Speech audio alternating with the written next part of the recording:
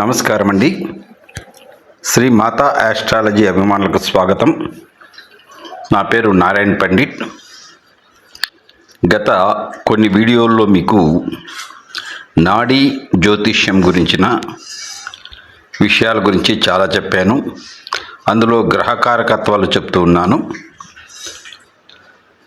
గత క్రితం వీడియోలో మనం కుజుని యొక్క కారకత్వాల గురించి తెలుసుకున్నాము. ఈ వీడియోలో బుధగ్రహం యొక్క కారకత్వాల గురించి తెలుసుకుందాం. బుధుడు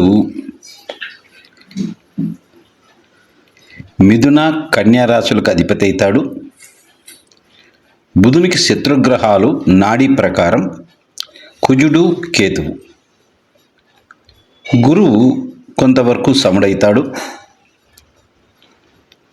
ఇక బుధునిలో ముఖ్యంగా విద్యకు, స్నేహానికి, వ్యాపారానికి తీసుకుంటాం. నాడీలో బుధుడిని మనము విద్యకు, స్నేహానికి, వ్యాపారానికి తీసుకుంటాము. ఈ బుధుడు నాడీ ప్రకారం అయితే స్త్రీ గ్రహాలతో కలిసి ఉంటే స్త్రీ గ్రహంగాను, పురుష గ్రహాలతో కలిసి ఉంటే పురుషునిగాను తీసుకుంటాం. అలాగే స్నేహితుల విషయంలో ఆడ స్నేహితులైనా కావచ్చు, మగ స్నేహితులైనా కావచ్చు. ఇది వాయుతత్వం కలిగి ఉండే గ్రహం. ఉత్తర దిక్కును సూచిస్తుంది. వైశ్య జాతికి సూచిస్తుంది, అంటే కోమట్లు. బంధుత్వంలో కనిష్ట సోదర సోదరీలు, అంటే కుజుడిని మనము మొదటి సోదరునిగా తీసుకుంటాం. బుధుడు వచ్చేదలికి 2, 3వ సోదరులు, అంటే కనిష్ట, ఇంకా చిన్నవాళ్ళనుగా మనం తీసుకుంటాము. స్నేహితుల్లో స్త్రీ పురుషులు ఎవరైనా కావచ్చు. అలాగే మేనమామకు కారకుడవుతాడు బుధుడు. మనకు మన చేతిలో చిటికిన వేలు ఉంటుంది చూడండి, లాస్ట్ వేలు, అది బుధ వేలు అంటాం. దాని సైడ్గా చేతికి, అరచేతికి బుధవేలు క్రింద సైడుకు ఒక ప్రక్కకు వివాహ రేఖలు అని ఉంటాయి. అలాగే బుధవేలు క్రింద భాగం ఉబ్బెత్తు ప్రాంతం బుధవలయం అంటాం. అక్కడి నుండి బుధవేలు క్రింద నుండి మణికట్టు వరకు ఒక గీత వచ్చింటుంది చేతిలో, అరచేతిలో. ఆ గీతను ఆరోగ్య రేఖని లేదా వ్యాపార రేఖని అంటాం. ఈ రేఖ ఉన్నవాళ్ళు గొప్ప వ్యాపారవేత్తలు కావచ్చు, మంచి ఆరోగ్యం ఉండవచ్చు. అలాగే గణిత శాస్త్రానికి కారకుడు, చిత్రకళలకు కారకుడు, అకౌంట్స్ కారకుడు. ఈయన వ్యాపారానికి కారకుడు.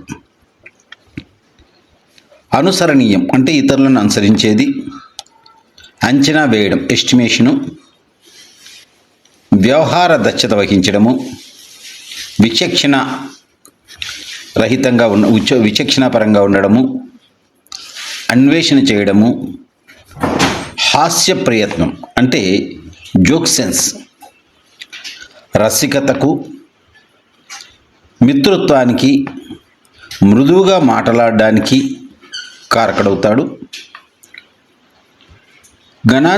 గణాంక శాస్త్రంలో మంచి నిపుణుడు కావట్టు. వాణిజ్య వ్యాపారంలో మంచి తెలివితేటలు ఉండొచ్చు. తెలివితేటలకు కారకుడు కూడా తీసుకుంటాము. అలాగే జ్యోతిష్యంకు కారకుడు. ఉపాధ్యాయ వృత్తికి అంటే బోధనకు కూడా కారకుడవుతాడు. మంచి వక్త కావచ్చు, లేదా న్యాయవాది కావచ్చు, లేదా రచయిత, లేదా రాయబారులకు, పాత్రికేయులకు, దళారులకు కారకుడవుతాడు. ఇంక మన శరీరంలో నొసలు, నుదురు అంటామే, ఆ నొసలకు కారకుడు. మెడ, చేతులు, కరుక కారకుడు. నాలుకకు కారకుడు. చర్మానికి గుడక కారకుడు. అదేవిధంగా పేగులకు, వాతము, ఊపిరితిత్తులకు కారకుడు. బట్టతల, బోల్డ్ హెడ్ అంటామే, అలాంటి బట్టతల కారకుడు గుడక బుధుడే. ట్యాన్సిల్స్, గొంతు కింద గడ్డలకు, కుష్టుకు, పాండు రోగానికి కారకుడు. ఇక ఈ బుధుడు ఆత్రేయ గోత్రానికి చెందుతాడు. పుస్తకాల దుకాణాలు, జమీందారులు, వ్యాపార స్థలాలు, ప్రింటింగ్ ప్రెస్సులు, విద్యాలయాలు, పత్రికా ఏజెన్సీలు, గ్రంథాలయాలు వీటన్నిటికీ బుధుడే కారకుడు. అలాగే వైకుంఠంకి, సన్యాసులకు, ఫకీర్లకు కారకుడు. బుద్ధావతారానికి గుడక కారకుడవుతాడు. బుధుడు పిల్లి, గరుడ పక్షికి, ఉసిరి చెట్టుకు, పచ్చని ఆకులకు, తులసి చెట్టుకు, ఉత్తరేణి చెట్టుకు కారకుడు. మన ఇంట్లో వాడే కర్పూరానికి కారకుడు. చంపక పుష్పానికి కారకుడు. గెస్ట్ హౌస్ అతిథి గదికి కారకుడు.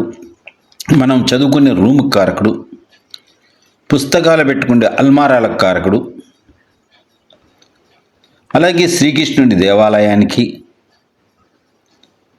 నారాయణ మంత్రముకి కారకుడు.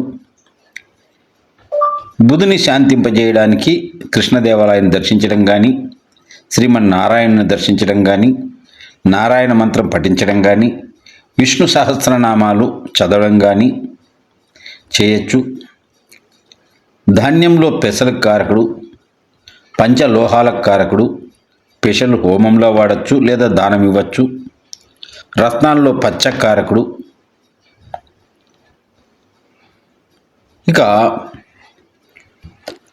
ఈ బుధుడు మన జాతకంలో బాగలేకపోతే మీకు ఇక్కడ ఒక యంత్రం ఇస్తున్నాను చూడండి, అంకెల్లో ఉండేది. ఇటువంటి యంత్రంను ఒకటి తీసుకొని మీకు రాగి యంత్రం దొరుకుతుంది. ఈ యంత్రంను మీరు ఇంట్లో పెట్టుకొని ఉత్తరముఖంగా కూర్చొని మీ ముఖము మీద అంటే మీ ముందర ఒక పీట మీద యంత్రం పెట్టి ఒక వెడల్పాటి గిన్నెలో బుధుని యొక్క మంత్రం ఇక్కడ ఉంది చూడండి. 2 మంత్రాలు ఇచ్చాం. ఈ మంత్రంలో ఏదైనా ఒక మంత్రం తీసుకొని 108 మార్లు జపం చేసుకుంటూ దాని మీద నీటితో కొద్దిగా నీరు పోసుకుంటూ అభిషేకం చేస్తూ ఆ యంత్రాన్ని ఏదైనా నైవేద్యం పెట్టి, ఇక్కడ మీరు దీపం అక్కర్లేదు, ఉత్తరం దిక్కు కూర్చుంటారు కదా, అగరబత్తిలు వెలిగించవచ్చు, అరటి పండ్లో ఏవైనా ఒకటి పెట్టచ్చు నైవేద్యంగా పెట్టి ఈ మంత్రాన్ని 108 మార్లు చదువుతూ కొద్దిగా నీళ్లు పోస్తూ ఆ యంత్రం మీద ఆ నీరు నిలబడేకి వెడల్పాటి గిన్నెను ఒకటి తీసుకోండి, అందులో పెట్టుకోండి యంత్రం. 108 మార్లు చదివిన తర్వాత మీరు హారతిచ్చి ముగించి ఆ నీటిని ఎక్కడన్నా చెట్టల్లో పడవేసేయండి. యంత్రాన్ని శుభ్రంగా కడిగి మరీ ఎత్తిపెట్టుకోండి. మరుసటి రోజు మరలా ఇదే విధంగా చేయాలి. ఇలా 45 రోజులు చేస్తే మీ జాతకంలో బుధుడు నీచపడ్డా, కంబస్ట్ అయినా సరైన ఫలితాలు రావు కదా. ఈ పూజ చేయడం వల్ల మంచి ఫలితాలు వస్తాయి. లేదా శత్రుగ్రహాలతో ఉన్న, శత్రుగ్రహాల చేత చూడబడుతున్నా ఇలాంటి ఇబ్బందులన్నీ తొలగిపోతాయి. బుధుని వల్ల వచ్చే మంచి ప్రయోజనాలన్నీ చేకూరుతాయి. ఇది చాలా సింపుల్గా మీరు ఇంట్లోనే చేసుకోవచ్చు. ఇది బుధుని యొక్క కారకత్వాలు. తర్వాత వీడియోలో ఇంకొక గ్రహం కారకత్వాలు తెలుసుకుందాం. ఈ వీడియో మీకు నచ్చినట్లయితే షేర్ చేయండి, లైక్ కొట్టండి, సబ్స్క్రైబ్ చేసుకోనండి. మీలో ఎవరైనా కానీ ఆన్లైన్ ద్వారా పరాశర జ్యోతిష్యం కానీ, నాడీ జ్యోతిష్యం కానీ లేదా వాస్తు కానీ నేర్చుకోవాలన్నా మీ జాతక పరిశీలన కోసమైనా మమ్మల్ని సంప్రదించవచ్చు. నమస్తే.